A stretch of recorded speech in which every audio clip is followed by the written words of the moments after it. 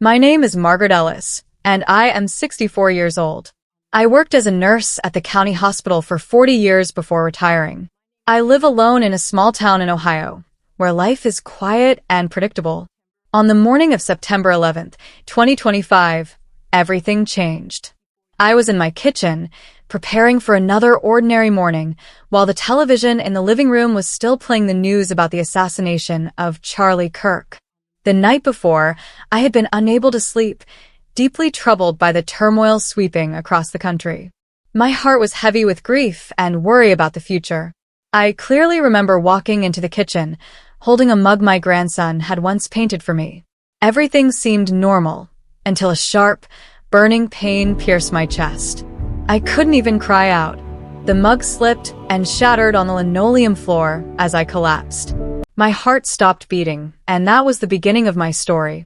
The night before I collapsed on my kitchen floor, I couldn't close my eyes to rest. The television kept replaying the assassination of Charlie Kirk. I didn't dwell on his political stance. That wasn't what pierced my heart. What broke me was the wave of hatred rising everywhere. On the screen, I saw faces twisted in anger, voices sharp with bitterness, words thrown like weapons instead of reason. People weren't debating ideas anymore. They were tearing each other apart. I sat in my old recliner, worn thin from years of use, and the tears came uncontrollably. I wept for his family, grieving their loss. I wept for the one who pulled the trigger, because what kind of life led him to such a dark decision? But most of all, I wept for America, this nation that once held so much promise, now unraveling under the weight of rage. That night, I prayed without ceasing, asking God to pour even a drop of peace over this broken land. My tears could not quench the fire of hatred burning outside, but they were all I had to offer in that moment of helplessness. The next morning, after a sleepless night, I walked into the kitchen with heavy eyes and a weary heart. The television was still murmuring from the living room, replaying every detail of the assassination like a sorrowful refrain with no end. I reached for a mug to make myself some coffee, a mug painted with blue and green streaks by my grandson Leo as a small gift. Just as I lifted it, the pain struck without warning. It was sharp and searing, like a burning iron rod thrust straight into my chest. I had no chance to cry out. My breath was stolen instantly. The mug slipped from my trembling hand and shattered against the linoleum floor, scattering pieces of blue and green across the room. My body buckled, and I fell. What happened next was beyond anything I had ever known. The pain was gone, replaced by a strange lightness. I realized I was no longer inside my body. When I opened my eyes, or whatever vision I had in that moment, I found myself hovering near the ceiling. Below me lay a woman with silver hair, wearing her old housecoat, surrounded by shards of a broken mug. It took me a moment to recognize her. It was me. Oddly, I felt no fear. The crushing weight in my chest had vanished. I looked down at my hair spread out on the floor, the deep lines etched on my aging face. And the first thought that passed through my mind was something so ordinary. Jessica will be so upset about this mess. From the living room, the television still blared, voices filled with political anger and blame. Yet to me, they sounded muffled and distant, as if carried from beneath the surface of water. Then I felt it, a pull, like a current in a gentle river. It was not harsh, but firm. The kitchen, my body, and the noise of the world began shrinking away, like I was peering backward through a pair of binoculars. I didn't know where I was going, but I understood one thing with complete certainty. This was not the end. It was the beginning of something I could never have imagined. I felt the pull drawing me further and further away from the kitchen, away from the still form lying on the floor. Everything behind me shrank into the distance until it was nothing more than a faint point of light. Then I entered something new, as though I was being carried through a tunnel. But it wasn't dark or frightening. It was a passageway woven from soft light, spiraling gently around me. This light did not sting the eyes. Instead, it was tender, like the first rays of sunrise, warm and gentle. As I moved deeper into it, the last remnants of the world behind me faded away. The sound of the television, the frantic beat of my heart, the shattering mug. All of it was gone. What remained was silence. Yet it wasn't empty or hollow. It was sacred. It wrapped around me like a protective embrace. For the first time in my life, I was no longer burdened, no longer anxious. The weight I had carried as a nurse, as a mother, as a grandmother, every worry about pain, loss, and the future, fell away like a heavy coat finally taken off. I had no idea where I was going, but there was no fear. Instead, there was freedom, the relief of a traveler who has walked far and finally found rest. Then, the tunnel of light opened up. What lay ahead was beyond any word I knew. It wasn't a room. It wasn't the sky. It wasn't the earth. It was simply a state of being. A place of pure existence, where I sensed a presence greater than anything the human mind could ever imagine. I stood there, outside of time, beyond space, surrounded by light and nothing but existence itself. As I lingered in that pure state of being, another light appeared, stronger yet gentler than anything I had ever known. I immediately knew this was not ordinary light, but a living presence. It was not the figure painted in church murals, nor a statue with a golden halo. He appeared as light itself, light that did not blind, but instead pierced into the deepest places of my soul, filling me with truth, warmth, and the sense of coming home. I did not hear a voice with my ears, but his thoughts and emotions entered me directly, clearer than words, softer than a whisper. The very first thing I felt was not joy, nor a triumphant welcome, but a profound sorrow. It radiated from him like heat from a fire, gentle, but undeniable. It was the sorrow of a father watching his children wound each other. It was so deep, so heavy, that I wept openly, not just for myself, but because I was sharing in his heartbreak. I was shown glimpses of families torn apart, communities divided, words used as weapons instead of bridges. And I understood why his grief was so profound. He did not need me to say anything, for just standing in his presence was enough for me to know.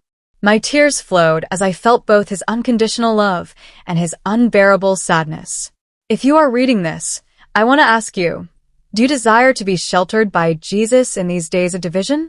Leave a comment with the word Amen as a sign that you, too, want to step into his love and protection. The light around me shifted, and suddenly it felt as though I was standing on a balcony, looking down at the world. But I wasn't seeing streets or buildings. I was seeing human hearts. The first scene unfolded as a family dinner. A father, a mother, a college-age son, and a teenage daughter sat around the table. Yet instead of laughter, the air was heavy. The father's face burned red as he slammed his fist and shouted about politics. The son shouted back with clenched fists, spitting angry words. The mother stayed silent, eyes full of despair. As her family hurled words like stones at each other, I saw it, a dark thread connecting them, not to unite, but to tear them apart. The vision faded and was replaced by an old church with tall stained glass windows. It should have been a place of unity, but inside it was split in two. People who had once prayed together, baptized each other's children, and buried each other's parents now stood on opposite sides of the aisle, glaring with hatred. Their prayers had turned into weapons, invoking God's name without carrying his heart. Then I saw it, a great crack running down the center of the sanctuary, widening with every bitter glance. Then came the city. Crowds moved along the streets, heads lowered, eyes filled with suspicion. Unspoken questions hovered in the air. What side are you on? Who did you vote for?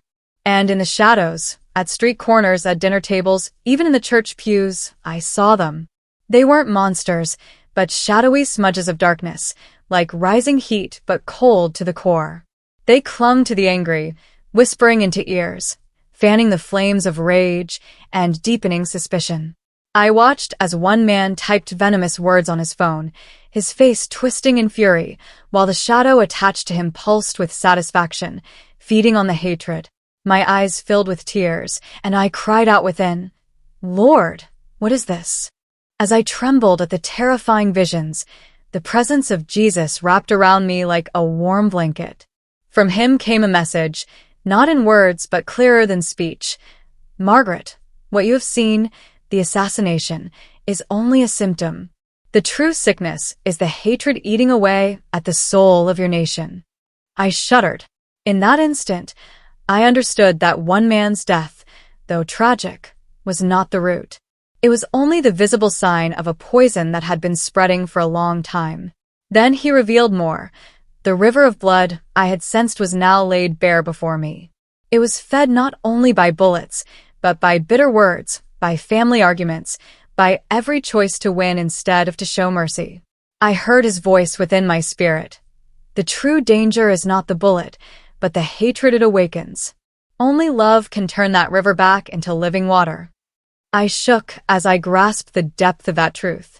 I had spent my life healing bodies as a nurse, yet now I saw an entire nation's soul afflicted with disease. I cried out, "Lord, what can we do? It's too heavy, too much." His answer was gentle, a touch upon my heart. It starts small. One person choosing mercy over being right. One genuine prayer for an enemy. One family turning off the news to look into each other's eyes again. Every quiet act of love, every moment of forgiveness, is a drop of clean water in that poisoned river. And those drops will heal the land. Tears streamed down my face, tears of both hope and responsibility. The weight of it was clear. This healing did not depend on governments or movements. It began with each heart that chose forgiveness and love. Trong su hien dianai, Twa kem the nu emoti nuoi lu kok didi dendike. Twa kong kon muon kwe lai the john nua. Tatsie gen nong. Noi dao. Va su han lon kwa kuok song de tanbien. Twa kok, nai exine. Exine cho kon doak olai de. Kon de kwa met moi. Kon kong muon trov. Noi de chia riva buon dao du nua. Jong noi kong tonim ton, in hung tieng long tua dang len the thiat nu mot du a tre ka, exien chamin. Roy tua the nine in tua, valon dao tien noi buon trong on sing nai jo lai, they bang mot, nu koi hien tu. Nu koi I chua dung sie bao troy, map den noi lam tom han tuarung dong. Von nai trien cho tua mot su meng, con chua the lai. Psong vik qua con chua zong. Tata cho con thay and hung dunai, kong fi de con juriang cho min, mata con tro v va lam chung. Con fi noi cho ho beat rang ta dang kok vi catch ho doi su voi now. Con fi noi cho ho beat kuok chien nai kong fi chong lai zak thit ba huyet, ma la chong lai bong toi dang nuis duong su chiri. Va chi ko mot vu kai due not tang doak bong toi I. Tinu. Chi ko tinu moi tang.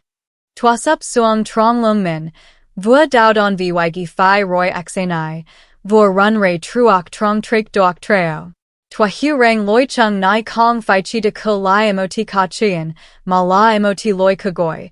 Hey chon yu thuong thay vi cam get, hey the Thursday thay vi tim tang thoa, hey kong win thay vi keton. Twa muon fan kang, muon o lai noi benanai, and hung twa beat kong the. Nai de treo cho twa mot men len thieng liang, va twa kong the choi too. I felt a force pulling me away from the light, away from his tender smile. I tried to cling to it, but I could not. The holy silence gave way to chaos, machines beeping frantically, voices shouting, sobs breaking through. Pain exploded in my chest as though a boulder crushed me. I gasped, a ragged breath like swallowing fire and shattered glass. My eyes flew open to the blinding glare of fluorescent lights, and there was Jessica, my daughter, clutching my hand and weeping. Mom, you're breathing again. I realized I was in a hospital room, surrounded by doctors and nurses staring in shock. A young doctor sat at the edge of my bed, his voice trembling. Mrs. Ellis, this defies explanation. Your daughter found you in full cardiac arrest. Paramedics worked on you for over 20 minutes, and we continued another 10 here. By every medical account, you were gone for a very long time. Even if you survived, you should have severe brain damage, but there is none. Your brain is intact. We can't explain it. He shook his head. eyes wide with disbelief and awe. I gave a faint, weary smile, whispering through dry lips, "I can explain." I was taken away, and I met Jesus. Tears welled in my eyes, not from fear, but from the memory of him and the mission he gave me. I turned to Jessica, then to the entire medical team. Heaven is real, and heaven is weeping over our division. Jesus does not care which political party we belong to. He cares about the condition of our hearts. He calls us to stop fighting, to stop sowing hatred. Only love, forgiveness, and mercy can save this nation. In that sterile room filled with antiseptic scent, I knew my life would never be the same. I had been given a second chance, not to live for myself, but to be a witness to a holy message. Heaven is real, and heaven is weeping for us. From the day I was brought back, I knew my life could never be the same. I was sent here not to remain silent, but to testify. And this is what I want to say: we must stop. Turn off the screens that flood us with anger and suspicion day and night. Stop letting our souls be consumed by endless arguments on the news, on social media, or in conversations that only deepen hatred. Instead, look into the eyes of your family, your neighbors, even those you disagree with, and see in them a child created in the love of God. When you feel anger rising towards someone, don't feed it. Stop, take a breath, and pray for them. That is not weakness. It is true strength, the strength of mercy. Then take one small action. Forgive a wrong. Show a gesture of kindness. Share a meal with family, without argument. Each of these actions is a drop of clean water falling into the bloody river of hatred.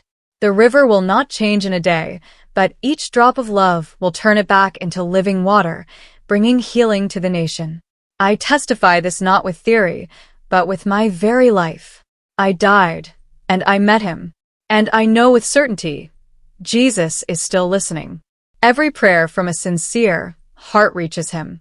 He is weeping, but he is also hoping that we will choose love over hate. If you hear my words today, I ask you to respond with an act of faith. Leave a comment with the word Amen, a declaration that you want to be a drop of living water in the river of love. And share this message so that more hearts may remember. Only love wins.